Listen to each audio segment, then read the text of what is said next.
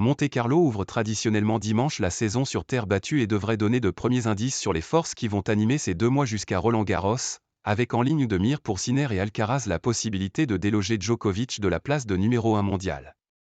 Premier gros tournoi sur la surface ocre, placé immédiatement après des monuments du tennis sur dur, Master 1000 d'Indian Wells et Miami, Monte-Carlo a souvent donné lieu à des surprises.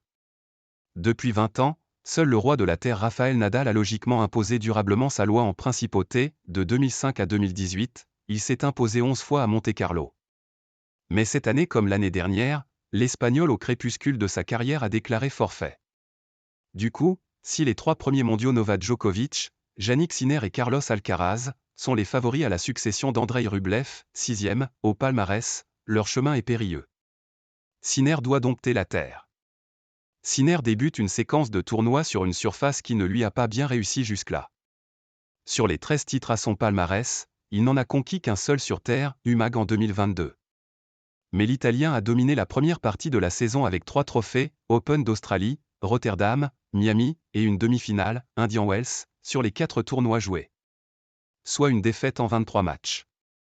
Maintenant, c'est la saison sur terre battue et, d'habitude, elle est compliquée pour moi, rappelait le joueur de 22 ans après son titre en Floride dimanche dernier.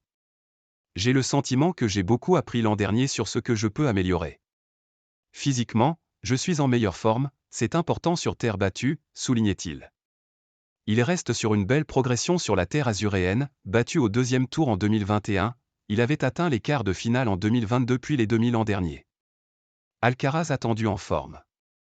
En 2022, l'Espagnol était arrivé à Monaco épuisé après ses succès à Indian Wells et Miami et avait été éliminé dès son entrée en lice. L'an dernier, il avait déclaré forfait.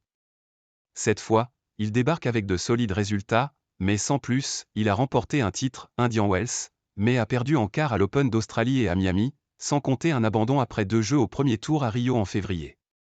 Du coup, le joueur de 20 ans devrait se présenter physiquement en forme à ce premier étalonnage sur terre. Je n'ai joué qu'une fois ici, en 2022, et ça ne s'est pas bien passé. Cette année, j'espère atteindre les tours finaux, mais c'est un tournoi très difficile, alors on verra, a-t-il humblement déclaré samedi.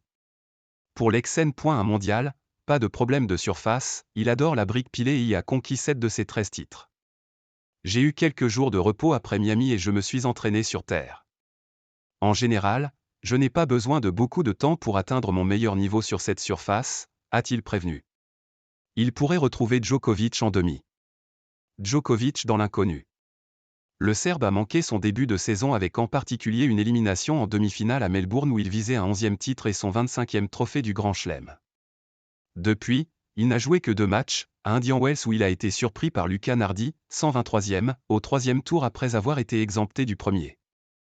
Et il s'est séparé de son entraîneur Goran Ivanisevic avec lequel il a gagné 12 de ses 24 titres du Grand Chelem. Le Serbe a remporté à 2 reprises le tournoi de Monte-Carlo, mais la dernière remonte à 2015. Depuis, il ne s'y est jamais montré sous son meilleur jour, n'atteignant que 2 fois les quarts de finale. L'an dernier, il n'avait gagné qu'un match. Je n'ai pas de grands objectifs à Monte-Carlo, je suis là pour mettre mon jeu en place sur terre battue afin d'être à mon meilleur à Roland-Garros. Tous les éventuels bons résultats que j'aurai d'ici là, c'est du bonus, a-t-il affirmé samedi. Mon fils de retour. Gaël Monfils, 45e, n'a plus joué à Monte-Carlo depuis sa finale en 2016. Bénéficiaire d'une invitation, il affrontera au premier tour Jordan Thompson, 33e, avec un duel face à Daniil Medvedev prévu au 2e. 3 autres Français sont entrés directement dans le tableau principal, Arthur Fils, 37e, et Adrian Manarino, 20e, qui s'affrontent au premier tour, ainsi que Hugo Humbert, 14e, qui a hérité d'un qualifié.